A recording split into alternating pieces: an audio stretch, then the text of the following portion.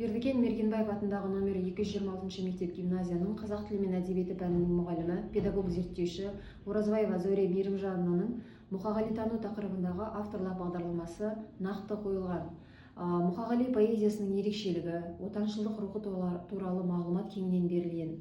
Мұқағали Мақатаев поэзиясының идеялық көркемдік ерекшеліктерін терең меңгерту арқылы оқушылардың рухани адамгершілік және ұлтжандылық қасиеттерін дамытуға, сондай-ақ зерттеушілік, шығармашылық әлеуетін ашуға бағытталған.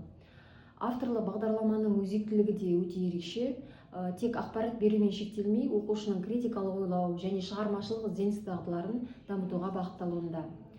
Сонымен қатар пәнаралық байланыста жүргізілген, яғни қазақ тілі, география, тарих, өнер, музыкамен байланыстырылған. Авторлы бағдарламаның күтілетін нәтижелері де өте мазмұнды әрі тағылымды болып келген. Яғни ақынның шығармашылығы туралы терең білімді меңгертеді.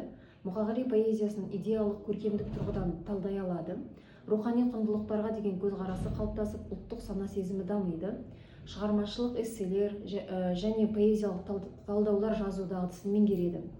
Авторлы бағдарламада ақынның шығармаларының өзіндік ерекшелігін ашып, ақын тілін, шығармаларының композициялық құрылымына талдау жұмыстарын жүргізу қарастырылған.